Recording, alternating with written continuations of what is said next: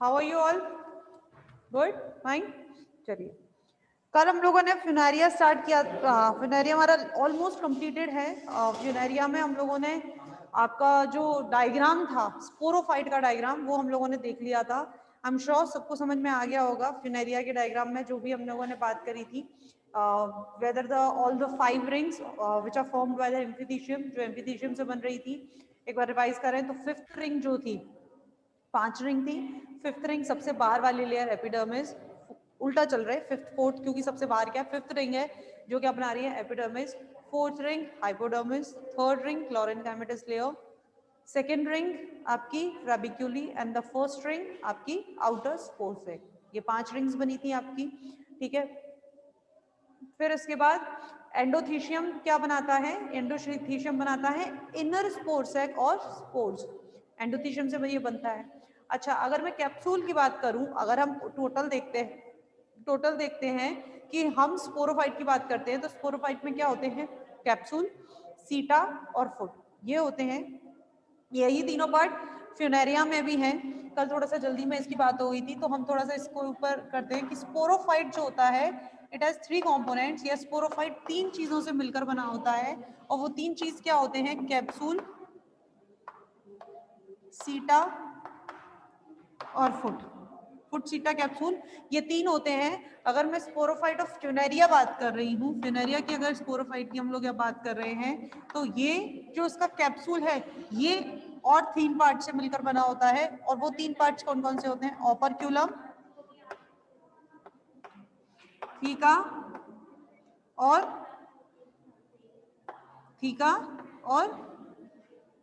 Apophysis.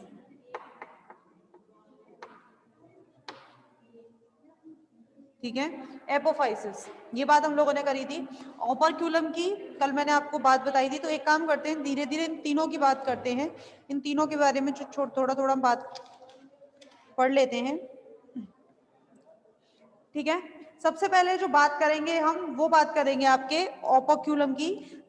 ओपर्क्यूलम, इसको apical reason भी कहा जाता है बच्चों, ओपर्क्यूलम को एपिकल रीजन भी कहा जाता है।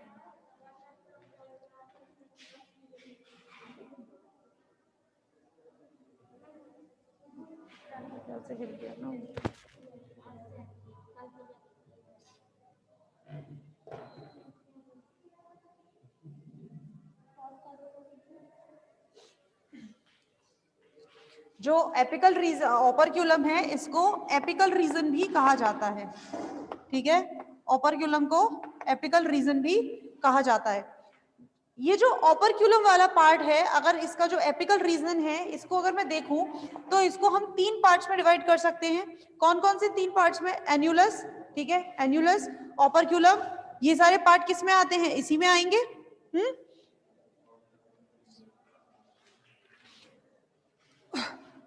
एन्युलस, ओपर्क्यूलम और पेरिस्टोम। एन्युलस, ओपर्क्यूलम और पेरिस्टोम, ये तीनों पार्ट क्या होते हैं, ये तीनों ही एपिकल रीजन के पार्ट है। और ये तीनों ही आपको मैं कल समझा चुकी हूं बहुत अच्छे से कि जो ओपर्क्यूलम है, जो ओपर्क्यूलम है it is a conical lid, ठीक है। ओपर्क्यूलम की अगर मैं बात करूं तो ओपर्क्यूलम क्या है, it is a conical lid, ये एक लिड की तरह है, कॉनिकल लिड विच कवर्स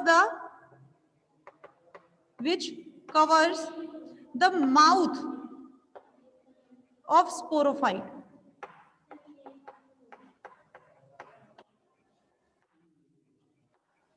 ठीक है, operculum it is a conical lid which covers the mouth of sporophyte, जो कि स्पोरोफाइट के माउथ को कवर कर रहा है। ये बात मैंने आपको कल भी बताई थी कि ऊपर की तरफ हमने देखा था एक लिड जैसा स्ट्रक्चर था, ठीक है।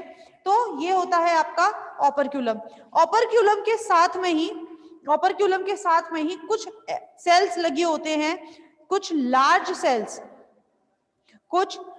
सेल्स लगे होते हैं, and this large cells is called annulus, along with operculum along with operculum some large cells are present. कुछ large cells होते हैं जिन्हें हम क्या कहते हैं, annulus. ठीक है, they are thin walled cells. ये बात मैंने आपको कल भी बताई है सब कुछ, आई एम श्योर, इसलिए आपको थोड़ा समझने में दिक्कत नहीं आएगी. एन्यूलस का कल जब हमने डायग्राम बनाया था, आपको एक सिंपल सा डायग्राम अगर मैं यहाँ पे फिर से बनाऊं इस तरह से,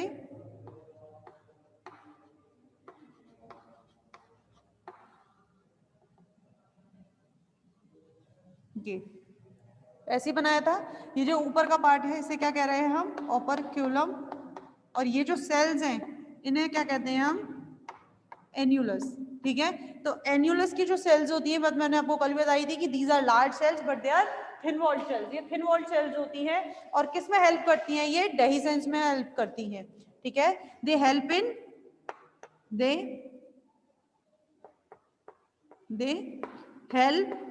इन डेहिसेंस. ठीक है, किस में हेल्प करती हैं, ये डेहिसेंस में हेल्प करती हैं. दे हेल्प इन डेहिसेंस. क्लियर? तो ये तो बात हो गई किसकी, एन्यूलस की. अच्छा, डेहिसेंस में हेल्प करती है, तो डेहिसेंस के लिए जो रिस्पॉन्सिबल होता है वो कौन होता है, पेरिस्टोम. पेरिस्टोम एंड कॉल्यूमेला, ये बात हमने कल पढ़ी थी आपसे कि पेरिस्टोम क्या है, these are the teeth like structures. कैसी, ये टीथ लाइक स्ट्रक्चर्स होती हैं, कांटे जैसी, टीथ जैसी, कोम्ब जैसी, कंगे जैसी स्ट्रक्चर्स होती है, टीथ लाइक स्ट्रक्चर्स होती हैं. और कहाँ प्रेजेंट होती हैं ये, बिलो द ऑपरक्यूलम. यहां पर कल हमने देखी थी ये इस तरह से, है ना, ऐसे देखी थी भाई. ठीक है, तो ये क्या है, प्रेजेंट बिलो द ऑपरक्यूलम.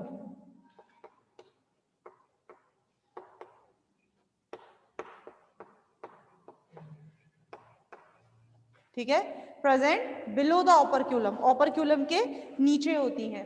ठीक है, और इनका काम क्या होता है, इनका काम होता है ये जो पानी होता है, जैसे आपको कल मैंने बताया था कि जो पानी होता है उसको सुखा देती हैं या उसका लॉस कर देती हैं, और इसकी वजह से दे जो प्रेशर है एन्यूलस सेल्स पर प्रेशर लगता है, और एन्यूलस सेल्स क्या होती है, यहाँ से रप्चर हो जाती है, और रप्चर होके यहाँ से खुल जाती हैं. तो हम ये कह सकते हैं कि peristome,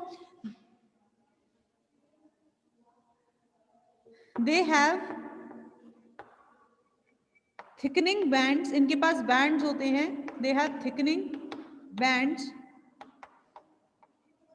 they have thickening bands which is characteristic of peristome, जो कि किसका, पेरिस्टोम का कैरेक्टरिस्टिक है.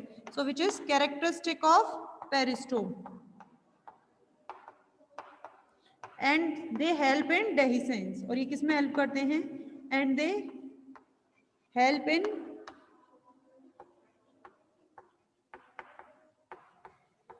डेहिसेंस. किस में हेल्प करते हैं ये, डेहिसेंस में.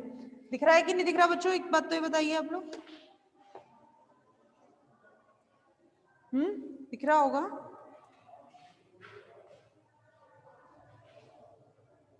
Yes, okay.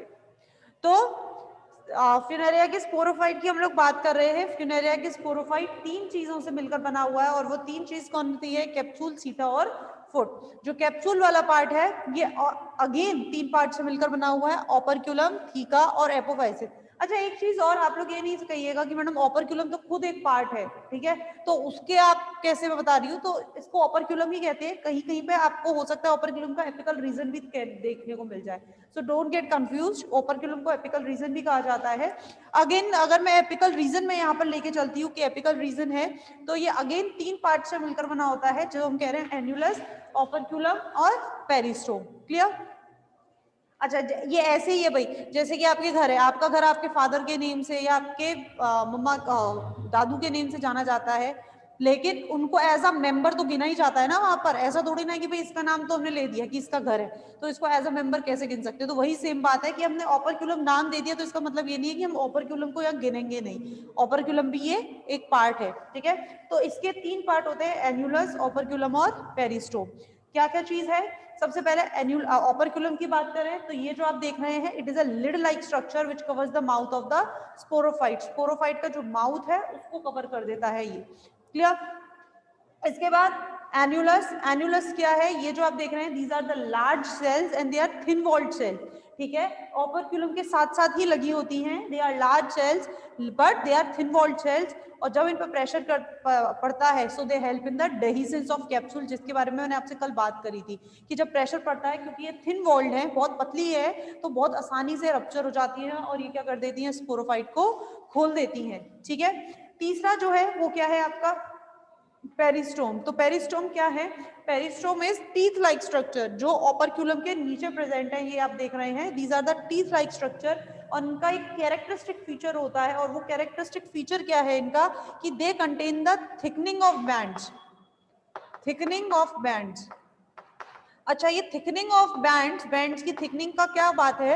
मतलब इसकी वजह से इनका ये कैरेक्टरिस्टिक होता है कि ये बहुत जल्दी पानी को एब्जॉर्ब भी कर सकती हैं और बहुत जल्दी ये पानी को लूज भी कर सकती हैं। ठीक है, ये पानी को एब्जॉर्ब भी बहुत जल्दी कर सकती है, मॉइस्चर को एब्जॉर्ब भी बहुत जल्दी कर सकती है, और उतनी जल्दी ये पानी का लॉस भी कर सकती है थ्रू ट्रांसपिरेशन और एनी अदर फैक्टर्स। तो ये इस जो कैरेक्टरिस्टिक फीचर है इनका, थिकनिंग ऑफ बैंड्स, और इसी की वजह से ये पेरिस्टोम किस में हेल्प करती हैं? कैप्सूल के डेहिसेंस में हेल्प करती है। So they help in the dehiscence of capsule. ठीक है, क्लियर है बच्चों सबको एपिकल रीजन के बारे में? चलिए,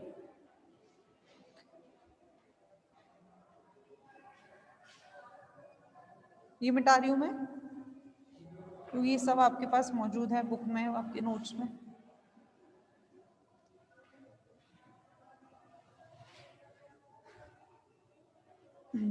नेक्स्ट हम बात कर रहे हैं, नेक्स्ट किसकी हम बात कर रहे हैं? नेक्स्ट हम बात करते हैं आपसे थीका की। ठीक है, नेक्स्ट हम किसकी बात कर रहे हैं आपसे? थीका की। थीका क्या चीज है? थीका की हम लोग बात कर रहे हैं जो बीच का जो पोर्शन होता है, ये जो पोर्शन है, ये वाला जो पोर्शन है, ये किस में आता है? थीका में आता है। तो एक सेकेंड, ये आप लोगों को समझ में आ गया? इसको मैं मिटा रही हूँ क्योंकि हमें थीका का कई सारे स्ट्रक्चर्स हैं जिनके बारे में थोड़ी थोड़ी सी, वैसे हम लोग कल बहुत अच्छे से आपके साथ इसके बारे में बात कर चुके हैं, बट स्टिल जिन बच्चों ने कल नहीं समझा था उनके लिए थोड़ा सा है ये, और थोड़ा सा एक थ्योरेटिकली आज हम आपको समझा रहे हैं, कल हमने आपको डायग्राम से समझाया था। तो थीका क्या है? It is the middle portion of the capsule. तो theca it is the middle portion of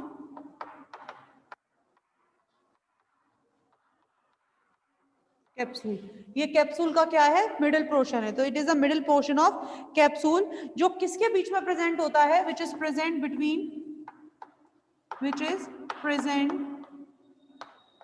between apophysis and operculum, है कि नहीं है? ठीक है, जो एपोफाइसिस और ओपर्क्युलम के बीच में प्रेजेंट है, ये जो पार्ट है। क्यों? ऊपर वाला ओपर्क्युलम हो गया, ये थीका हो गया, और इसके नीचे वाला जो पार्ट है, ये जो पार्ट है, दिस इज द एपोफाइसिस। ठीक है, ये क्या है? एपोफाइसिस है। तो it is present between the apophysis and operculum. अब इसमें क्या क्या होता है उसकी एक बार बात करेंगे, जो हमने कल स्ट्रक्चर में बात करी थी। ठीक है, सबसे पहले क्या चीज आती है? बीच वाला पोर्शन, ये वाला पोर्शन, ये वाला पोर्शन। तो ये क्या चीज है इसका? ये जो बीच वाला पोर्शन है ये कहलाता है कॉल्यूमेला।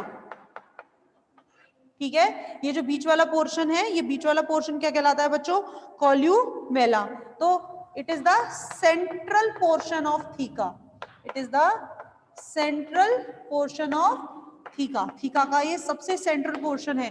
कल मैंने बात करी थी, किससे बनता है कॉल्यूमेला? एंडोथीशियम सेल से बनता है। बनता है कि नहीं बनता? जो एंडोथीशियल सेल्स होती है, उन एंडोथीशियल सेल से क्या बनता है आपका? कॉल्यूमेला। और कितने सेल्स का होता है ये? 16 सेल्स का होता है। अगर आपको याद हो तो एंडोथीशियम 4 सेल होती है, 4 से ड्यू टू द एंटीक्लाइनल डिवीजन 8 होती है, 8 फिर उनमें एंटीक्लाइनल डिवीजन होता है, 16 बनते हैं, और फिर 16 की 2 लेयर्स बनती हैं by the periclinal division. 2 layers में से एक लेयर क्या बना लेती है?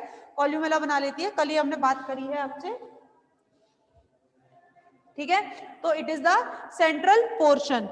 अच्छा, ये किसका बना होता है? ये किसका बना होता है? तो ये जो होती है columella, it is made up of parenchymatous cell. किसका बना होता है? ये पेरेनकाइमेटस सेल का बना होता है। ठीक है, जो ऊपर का पार्ट होता है कॉलुमेला का, ये जो आप बीच में देख रहे हैं, बीच में ये क्या है? कॉलुमेला है। ये जो सेल्स हैं ये क्या है? कॉलुमेला है। तो बीच का जो पार्ट होता है वो ऊपर ऑपरक्यूलम से ड्यू टू द पेरिस्टोम जुड़ा होता है ना, और जो नीचे का पार्ट होता है वो किस में होता है? इसका एपोफाइसिस में होता है। तो हम ये कह सकते हैं कि डिस्टल पार्ट, डिस्टल और प्रॉक्सिमल, आपको पता होगा कि डिस्टल पार्ट कौन सा होता है? ऊपर वाला, और प्रॉक्सिमल पार्ट कौन सा होता है, या बेसल पार्ट कौन सा होता है? नीचे वाला।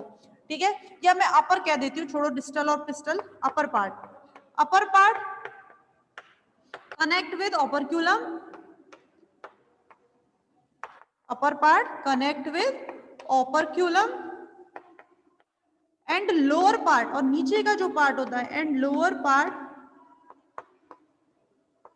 Continue, lower part continue in apophysis. Lower part किसमें कंटिन्यू रहता है? Lower part continued in apophysis. ठीक है, नीचे का पार्ट एपोफाइसिस में कंटिन्यू रहता है। क्लियर? ठीक है। अच्छा, जो बीच का पार्ट है कॉल्यूमेला, कॉल्यूमेला का जो काम है, क्या काम है? ये बात मैंने कई बार आपको बताई है। क्यों? क्योंकि कॉल्यूमेला हमको कहाँ भी मिला था? कॉल्यूमेला हमको आपके एंथोसिरोस में भी मिला था। तो ये बात मैंने आपको बोली थी कि this columella is a characteristic, this columella is a characteristic feature of the bryophyte which shows, जिसकी वजह से हम ये कह सकते हैं कि bryophyte shows the similarity with pteridophyte. Bryophyte किसके साथ सिमिलैरिटी शो कर रहे हैं? आपके टेरिडोफाइट के साथ सिमिलैरिटी शो करते हैं। So basically it's columella, it help in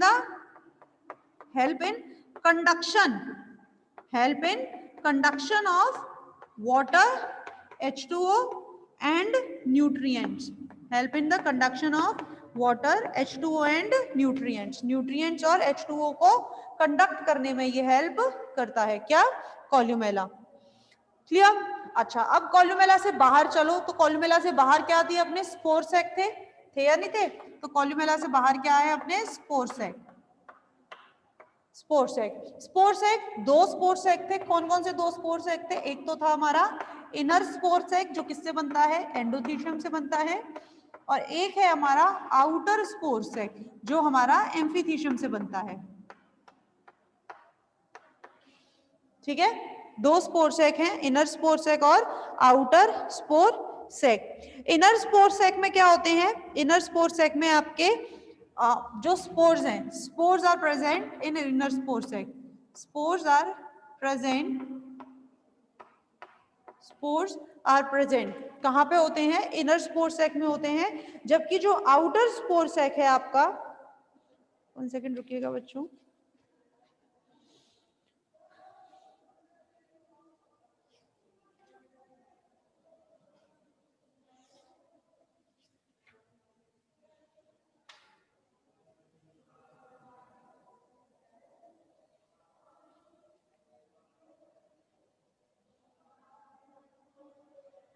ठीक है। जबकि जो आउटर स्पोर सैक है, inner spore sac contain the spores, जबकि आउटर स्पोर सैक रेयरली, बहुत ही कम, रेयरली कंटेन स्पोर्स। ठीक है, outer spore sac rarely contain spore, outer spore sac में बहुत ही कम स्पोर्स रहते हैं। क्लियर? तो ये बात हो गई किसकी? स्पोर सैक की। अब स्पोर सैक के बाहर क्या था? एयर चैम्बर था या नहीं था? ट्रेबिक्यूली। तो मैंने आपको कल बताया था कि ये तो देखो कॉल्यूमेला, कॉल्यूमेला के बाहर ये हो गया आपका स्पोर सैक। मान लो इनर और आउटर दोनों स्पोर सैक, और इसके बाहर इतने एरिया में ये प्रेजेंट है एयर चैम्बर। ये क्या है? Air chamber. ठीक है, और इस एयर चैम्बर में कुछ लॉन्गिट्यूडनल सेल्स मिलती हैं।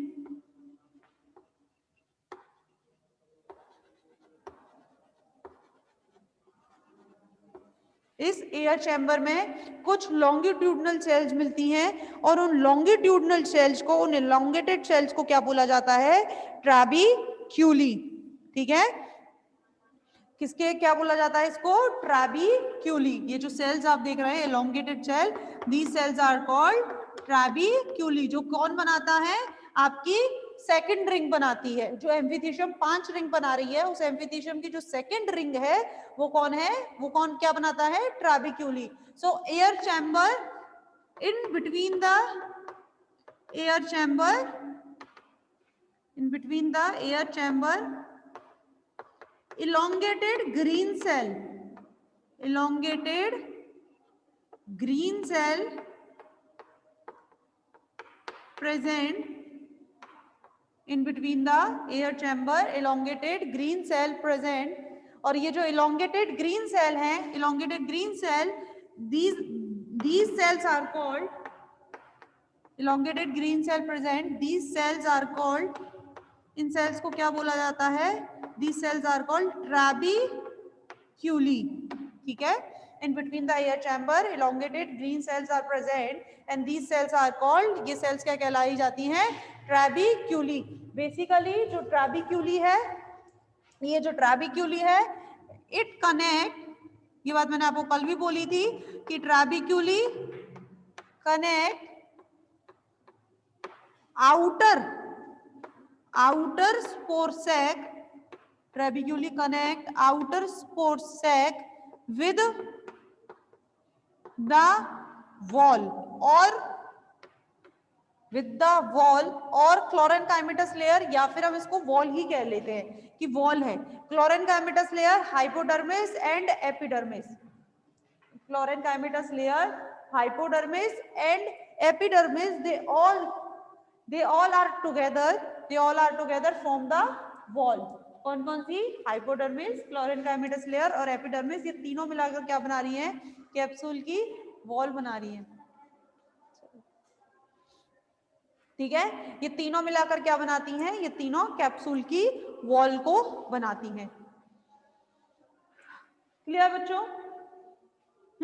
तो ये तो बात हो गई किसकी, एयर चैम्बर की, जो इसके बाहर प्रेजेंट है। अब इसके बाहर हम ये जो तीनों लेयर हैं, जो क्लोरेनकाइमेटस लेयर, एपिडर्मिस और हाइपोडर्मिस, इन तीनों को, अब इसको मैं मिटा दे रही हूँ, ये जो डायग्राम आप यहाँ देख रहे हैं इसको मिटा दो, क्योंकि इसको मिटाना ही पड़ेगा अगर कैप्सूल वॉल लिखनी है तो। चलिए मैं खुद बता देती हूँ, कोलुमेला, देन स्पोर सैक, उसके बाद हमारा एयर चैम्बर, एयर चैम्बर के बाहर जो हमारी 3 लेयर्स हैं, कौन कौन सी, क्लोरेनकाइमेटस, एपिडर्मिस और हाइपोडर्मिस, ये तीनों मिलाकर क्या बनाती है, कैप्सूल वॉल। तो यहाँ देखिएगा, ये मैं लिख रही हूँ कैप्सूल वॉल, ठीक है, कैप्सूल वॉल। तो कैप्सूल वॉल में क्या होता है, capsule wall is made up of parenchymatous layer, ठीक है, और इसमें जो कौन कौन सी layer, epidermis and hypodermis are parenchymatous layer, whereas chlorenchymatous layer जो थी वो कैसी थी, क्लोरोप्लास्ट कंटेनिंग लेयर थी। तो capsule wall, it is the outermost layer in which epidermis, hypodermis and chlorenchymatous layers are present. आप चाहो तो इसमें लिख सकते हो, नहीं तो कोई बात नहीं, मैं थ्योरेटिकली आपको बोल दे रही हूँ कि capsule wall contains the 3 layers, epidermis, hypodermis and chlorenchymatous layer. The outermost layer, epidermis and hypodermis are made up of parenchymatous cells, whereas the chlorenchymatous layer has contained the green chloroplast containing cell। Clear? तो ये बात हो जाती है किसकी, capsule wall की। तो ये तो बात हो गई आपके सेकंड पोर्शन थी का। अब रह गया है हमारे कैप्सूल का लास्ट पोर्शन, कौन सा, एपोफाइसिस। ये समझ में आ गया भाई सबको, मिटा देना इसको, सबको क्लियर हो गया है ये।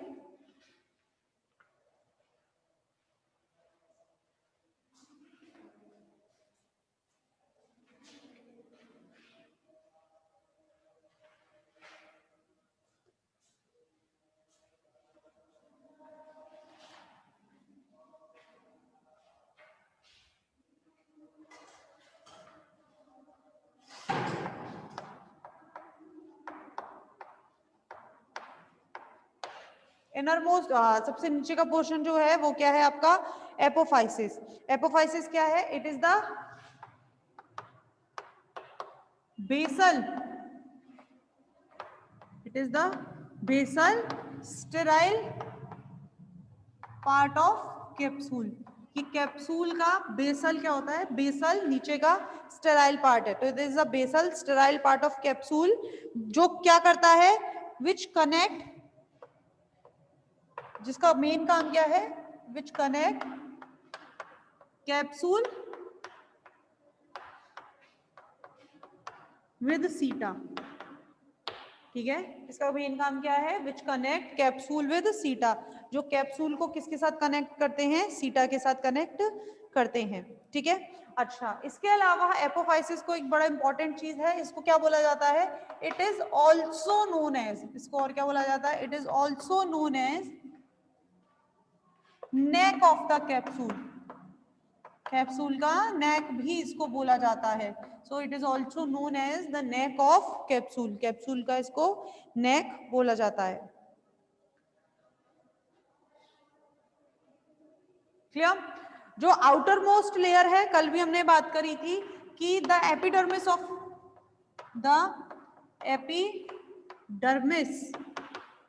Apophysis, the epidermis of apophysis contains stomata.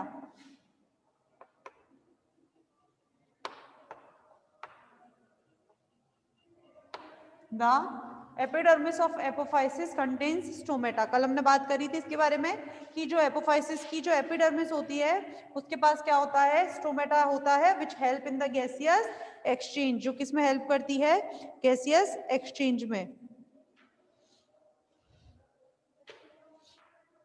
Clear बच्चों, ठीक है। तो ये बात हो गई आपके पूरे स्पोरोफाइट के स्ट्रक्चर की। इसके बाद इसके नीचे सीटा है, ठीक है, इसके बाद इसके नीचे क्या है, सीटा है। तो सीटा का आप सब जानते हैं क्या पार्ट है, ये it is the connecting link between the capsule and, capsule और सीटा के बीच का कनेक्टिंग लिंक एपोफाइसिस है, जिसे कैप्सूल का नेक भी कहा जाता है। और अगर कैप्सूल और फुट के बीच का कनेक्टिंग लिंक पूछा जाए तो वो क्या है आपका, सीटा है, which is behave like a stem, जो कि एक स्टेम की तरह बिहेव करता है। और सीटा के नीचे क्या है, फुट। सीटा और फुट दोनों ही किसके बने होते हैं, ये दोनों ही पैरेन्काइमेटस सेल्स के बने होते हैं, क्या, सीटा और फुट। इसके बाद डेहिसेंस ऑफ कैप्सूल की बात करें,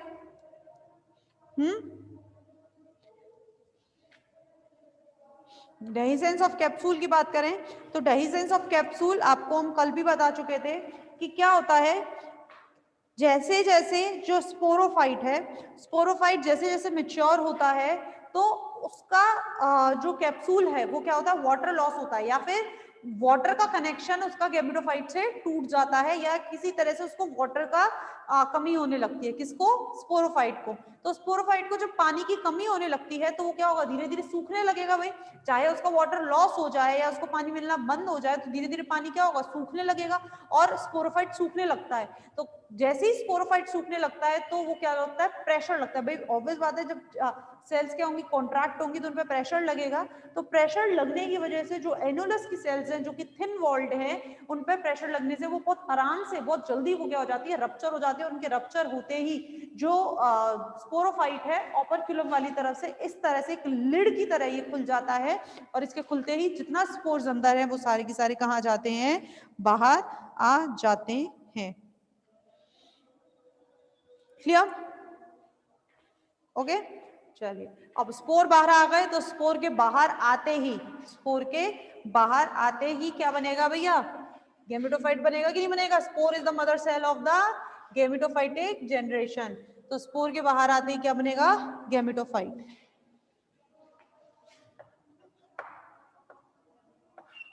ठीक है। स्पोर क्या बनाएगा,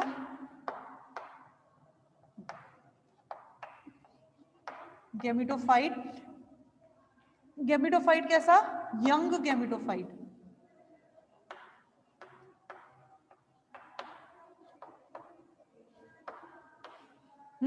यंग गैमेटोफाइट। जो गैमेटोफाइट होता है, जब स्पोर गैमेटोफाइट बनाएगा तो जो यंग गैमेटोफाइट है, it is covered by 2 layer. Young gametophyte किसके द्वारा कवर्ड रहता है, young gametophyte covered by the 2 layer, 2 layers के द्वारा कवर्ड रहता है। और वो 2 लेयर्स क्या होती हैं, एक्सोस्पोरियम और एंडोस्पोरियम, ठीक है। वो 2 लेयर्स क्या हैं, एक्सोस्पोरियम और एंडोस्पोरियम। सबसे बाहर वाली जो लेयर है gametophyte covered by 2 layers, 2 layers के द्वारा कवर्ड रहता है। और 2 लेयर्स कौन सी हैं, एक्सोस्पोरियम और एंडोस्पोरियम, ठीक है। Young gametophyte covered by 2 layers, और 2 लेयर्स कौन कौन सी हैं? एक्सोस्पोरियम एंड एंडोस्पोरियम। तो एक्सोस्पोरियम क्या है? This is the outer most, this is the outer smooth layer of spore, this is the outer smooth layer of spore.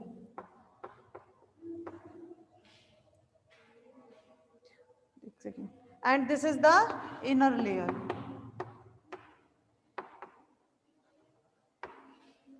चलिए बच्चों, पहले एक बार रिजॉइन कर लीजिए आप लोग अपनी क्लास।